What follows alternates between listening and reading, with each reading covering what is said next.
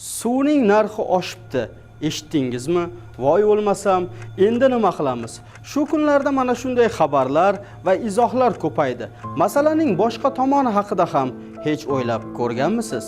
Statistikaga qarasak, respublika bo'ylab 24 mingdan ortiq, Toshkent viloyati bo'ylab esa 3 mingdan ortiq odam aynan shu suvni deb ro'zg'or tebratadi. Qishloqni-ku aytmay turay. Agar shaharda bir kecha kunduz suv o'chsa, qanday vaziyat yuzaga keladi? Buning qancha noqulaylik tug'dirishini ko'p qavatli xonadonlarda turadiganlardan so'rang. Ular yaxshi bilishadi. Ayrim hududlarda bir kub suv 3,5 ming so'mgacha chiqibdi.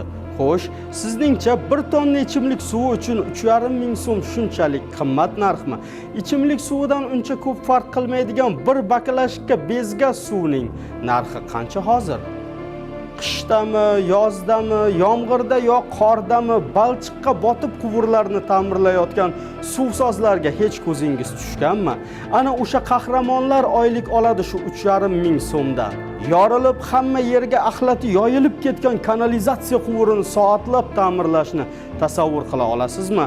Bir oyda aynan qancha pul bersa har kuni shu ishni qila olardingiz? O'zbekiston bo'yicha ko'plab shunaqa xodimlar bor. Masjidda ham tahoratxonani tozalaganlar hurmatda bo'lishadi. Bular ham qay bir ma'noda shulardek gap aslida. Biz to'lagan pul shularning rizqi axir. Shunga shuncha dodvoy solish kerakmi? Har kuni minglab quvurlar yoriladi, yamaladi, yangilanadi, yangilari eskiradi. Har yili minglab hududlarga ichimlik suvi tortiladi. Ishonasizmi? Hali ham uyini yonidagi ariqdan suv olib tindirib ichadiganlar bor. Aholisi katta mashinalardan paqirlab suv sotib oladigan hududlar bor. Hojatxonasidan 20 metr naridan quduq kavlab, shundan chiqqan texnik suvni ichib yurganlar yo'q deb o'ylaysizmi? Suvdan bino bo'lamiz, suv bilan yashaymiz. O'lsak ko'mishdan oldin ham yaxshilab yuvishadi. O'lim bu ma'nan ruhsizlanish bo'lsa, jismonan suvsizlanishdir. Shunday ekan, ko'pik to'la vannada yotib olib, suvning narxi biram oshib ketdi deganlarni tushunmay o'tib ketsam kerak. Bolalikda mahallamiz boshidagi hovuzdan suv toshib ulg'ayganmiz. Uyimizga suv olib kelishga boramizmi?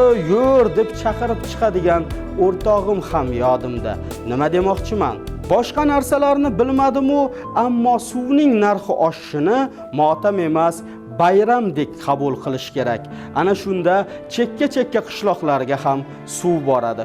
Shundagina tualet yonidan qazilgan quduqning suvini hech kim ichishga majbur bo'lmaydi. Hozir mamlakatimizda to'lovni paysalga soladigan ayrim odamlarning davlatdan qancha milliard qarzdorligi borligini bilasizmi? Yuqorida aytgan o'zgarishlar bo'lishi uchun bu raqamlar pasayishi, aholida to'lov madaniyati ortishi kerak.